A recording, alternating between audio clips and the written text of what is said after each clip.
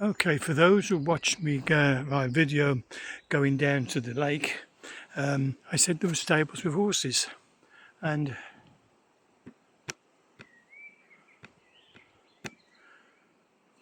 there they are running away. Two white horses there, but there's several more. Where they are, I have no idea at the moment. So anyway, I'm walking along from the lakes. I've gone up that steep hill I walked down, that incline I walked down, and this is a broad path here, and it is a registered walkway. This one is for hikers to travel, and we have rambling groups who take this route many times in the year, at different times of the year, so they can see all the blooming of the flowers, the wild flowers, the trees bare and then full of their leaves. They can see how everything is growing, so they come back after spring for the summer, and then they come back during the autumn. I don't know if you can see this. Can you? Don't think you can. Horse rolling about and another one there, and they've got their blankets on, but they are black and white horses, piebalds, rather than all white. Interesting, eh? Yes. It's amazing what you see here. I haven't seen a fox today. And I haven't seen the rabbits, but I think I'm too noisy talking that I'm frightening them off. But there are loads and loads of wild rabbits. You know, they're bobtails, they're white bobtails. We have lots of blackberries, blackcurrants. We've got wild rose.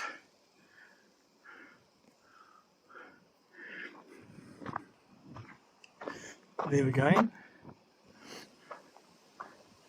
Lots of grassy areas.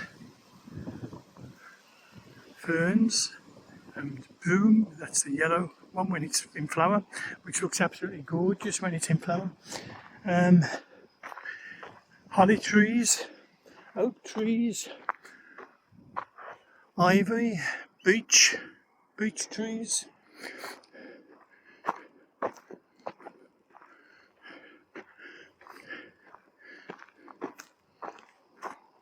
As I say, lots of greenery, green grass. A storm. You can go into this field. There's the gate.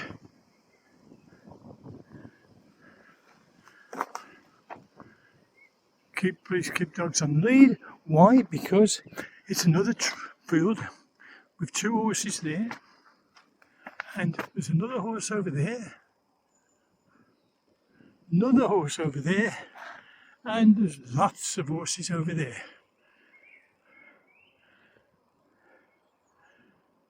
Amazing, isn't it?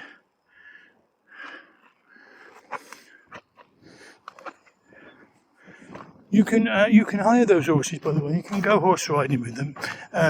If you're a learner, they've got people who teach you, and then when they take you out on them in the fields, and then you can go on the. If you're more experienced, you can go along the road to come into here through the gate I used, and they will have an experienced rider with you, and you'll have an L plate on your back with a high vis vest on.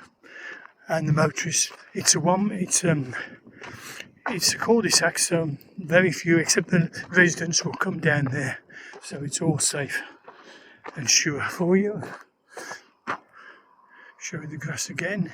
So there's lots of greenery, lots of places you can picnic and be on the route so you know your way back. I think this is a wonderful place to visit. I live on site, as you know, and I am always fascinated with what I see, what I can do, where I can go. I still get lost because this place is so vast, and the trails are made by animals, some are made by people, some are made by the water drops, the rain that flows heavily down them. But I find myself, oh look at this, foxgloves. Foxgloves in the hedgerow. Isn't that lovely, eh?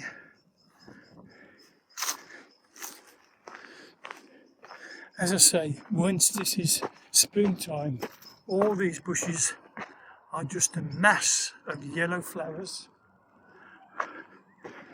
And in the spring, we're coming up to the summertime when there'll be the blackcurrants coming out in all these. You're free to pick them and eat them on the way. Hawthorn bushes.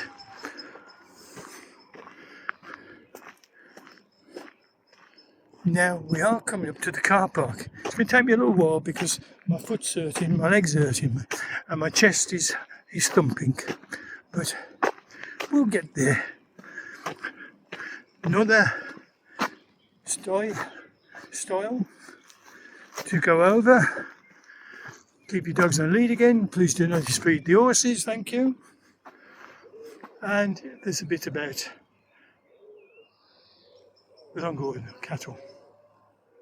Do not feed them. The reason you don't feed them is because they start pestering people for food, and most people get frightened of them. The horses are up there in that corner, and they're kept in by an electric fence. Now, it does sting if you touch the electric fence, but it's not fatal. I know from experience.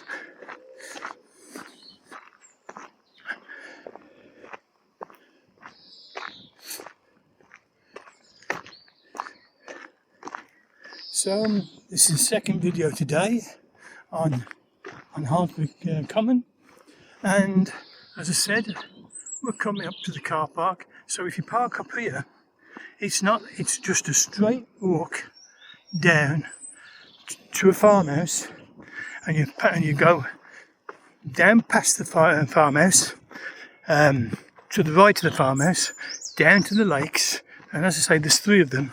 And if you go from the first lake to the road, you'll find, if you walk down the road, you'll find Titten Mill, the water mill, which you can't go and visit at the moment, but you can see from the roadside. Beware, there's 2 large dogs who bark a lot at you when you stand there watching, if they're out.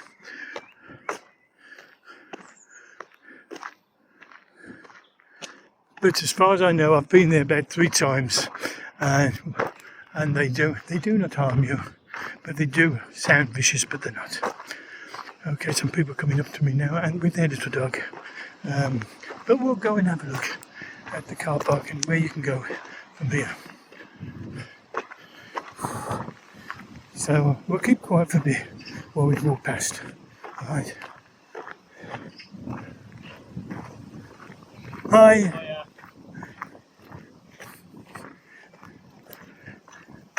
Everybody's friendly here. Stourport residents, and they will come up in their cars. There's one just leaving actually, because it's getting late now. But there's a few here. Very handy car park to come here. The walking routes, if you go the proper routes, I didn't on the way here, but you can see they've got markers telling you which way to walk. There's another walk that way.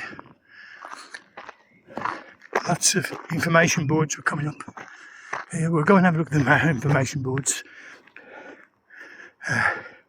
Give me a chance to stop for a while. I'll probably sit on one of the benches. There's benches with tables, picnic tables you can use if you don't want to go further in and park yourselves on the grass. There's the entrance. We'll go out that way, I think.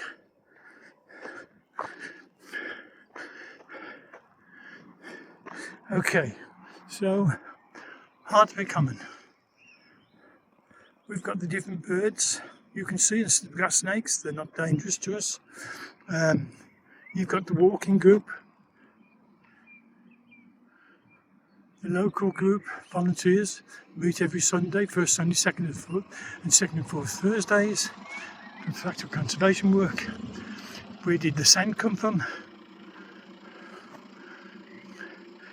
And I told you there, the upper terrace formed from sand and gravel, which were brought here by the early river Stour from 200,000 years ago. At this time, the river was swollen by meltwater from the glaciers in the north, and over thousands of years got to deeper value. Even value, yes, we live in a valley. Lots of things that were found in the ground. So it's all very interesting, isn't it?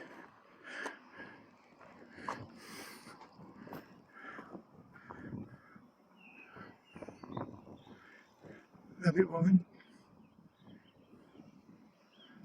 rope making, rifle ranges, oh, we have got a rifle range. It's just up the road here. The sandpit mining bee, the brown banded carder bee, the pantaloon bee, the wood carving leaf bee, and the high red-thighed hippopotamus, the ivy bee, the noble jewel, the bee wolf, the red banded, and it goes on and on there. You can come and have a look yourself, can't you? The gorse, these are the flora, the gorse, heather, ladies' bedstraw and hairbowl grasses, wavy hair, beautiful mosses, mushrooms and toadstools, birds, over 100 species here, mammals, rabbits, a hawk, a bat, pipistrelle bats, reptile amphibians, butterflies, moths, beetles, grasshoppers and crickets, and the people helping keep the place looking smart for us all.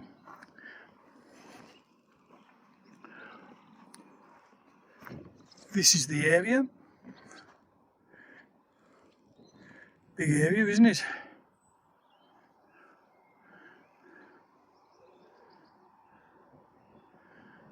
And there's different walks. Now, I have walked from this area and I walked up there. Remember if you looked at the other video, you'll know the pylons I walked there. And I walked up to Titton Lane and I walked here. The lakes were up there, and then I walked back here, walked back from Titton Lane way, walked along here, came along here, went there, and then made my way down to all the way down to here. You are here. And the cattle we know about, dog fouling, don't allow them to. So, brilliant, isn't it? Now, we're going to go and sit on the bench for a little while before we leave. So, I'm going to leave you there, but I will maybe start another video when we go out so you can see where I'm going out. So until then, bye for now.